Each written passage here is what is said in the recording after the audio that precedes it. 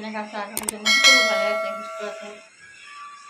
এই মহৰমৰ কাৰণে আমি বহুত দিন মাছ নাই খোৱা। আজি মই ভাবিছোঁ আজি মাছ বনাওঁ। এই মহৰম শেষ হ'ল। মহৰমত আমি মাছ চাছ নাখাওঁ। যেতিয়াৰ পৰা চাং উঠে তেতিয়াৰ পৰা আমি মাছ নুচোঁৱে, মানে ঘৰত আনিবও নিদিওঁ। আজি ইয়াৰ মাছ বনাওঁ মই। বলক, এইটো হ'ল পাভ মাছ, লোকেল হয় এইটো। আজি মই বনাম তেল চিৰোৱা, মছলা চছলা বৰ বেছিকৈ নিদিওঁ আৰু গ্ৰেভি টাইপৰে বনাম। ইয়াৰ কাৰণে মই লৈছোঁ কৰিবলৈ কাৰণে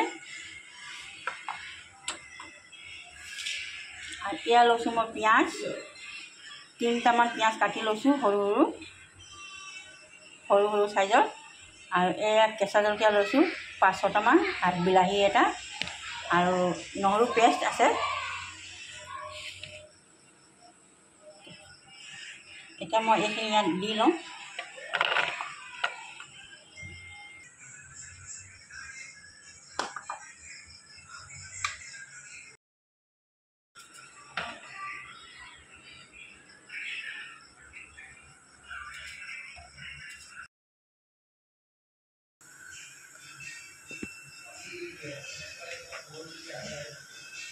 তেল চিৰোৱা বনাবলৈ কাৰণে অকণমান তেল সৰহকৈ লাগে। এতিয়া মই দিম 5 ফোৰণ, অকণমানেই দিম।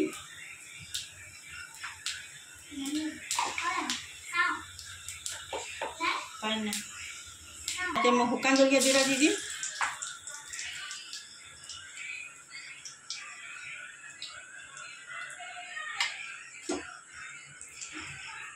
এতিয়া দিম মই পিঁয়াজ,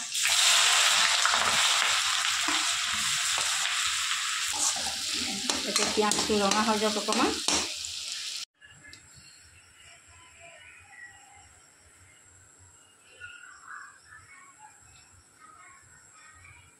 এয়া ধনিয়া গুড়ি দিছোঁ মই আধা চামুচ, অলপ দিম, আধা চামুচে দিম। এইটো জিৰা গুড়ি আধা চামুচকৈ কম,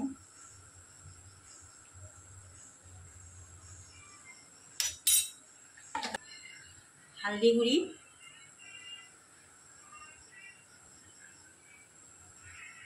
আধা চামুচ, এইটো হ'ল জালুক গুড়ি আধা চামুচকৈ কম দিছোঁ, ৰঙা জলকীয়া, জ্বলা নাই দে, এইটো কালাৰ কাৰণে দিছোঁ। মছলা এইখিনিয়ে দিম মই, বৰ বেছি নিদিওঁ।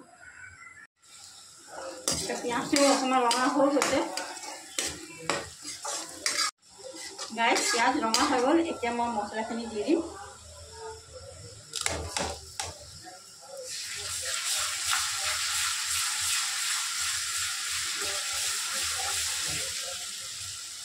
লগতে পানী অকণমান দি দিম।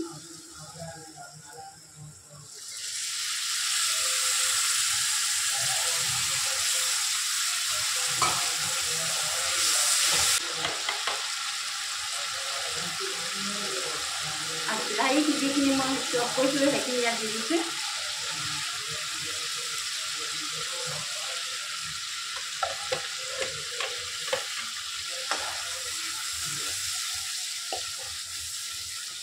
এতিয়া মছলাৰ লগতে বিলাহীখিনি ভাজি লওঁ আৰু নিমখ দিম মই 1 চামুচ।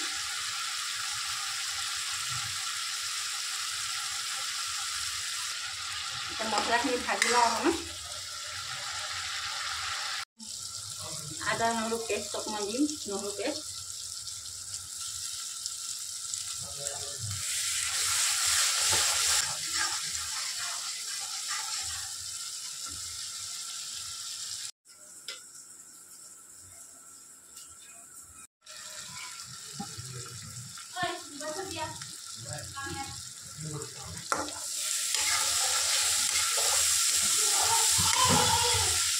এয়া মছলা ভাজা হৈ গ'ল। এতিয়া মই পানী দি দিম।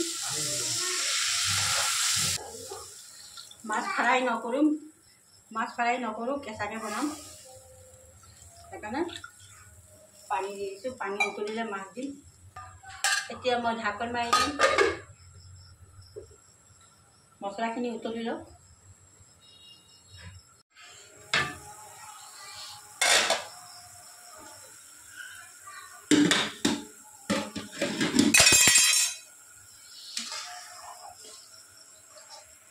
মছলা পূৰা উতলি গৈছে। এতিয়া মই মাছ দি দিম ইয়াত।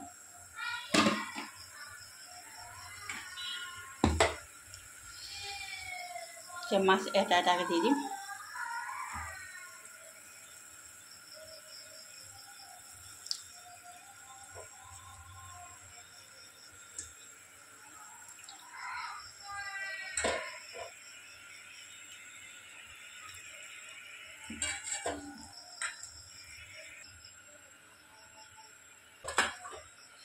হৈ গ'ল। এতিয়া মই ঢাকন লগাই দিম। চাওঁ মাছ হ'ল নে। এয়া হৈ গ'ল। এতিয়া নমাই দিম মই। মাছটো দি দিয়াৰ পিছত লৰাব নালাগে। লৰালে কি হয় মাছটো ভাঙি যায়। সেইকাৰণে এতিয়া মই খুলি চাইছোঁ, হৈ গৈছে একদম। তেল চিব মোক ইমানেই লাগিব মাছত। আৰু এই মাছটো খাই খুবেই টেষ্টি হয়। গাইজ ভিডিঅ'টো ইয়াতে এণ্ড কৰিছোঁ। ভিডিঅ'টো ভাল লাগে যদি লাইক কৰিব, শ্বেয়াৰ কৰিব আৰু কমেণ্ট ছাবস্ক্ৰাইব কৰিব নাপাহৰিব। আকৌ নতুন ৰেচিপি লৈ আহিম। খুদা হাফিজ।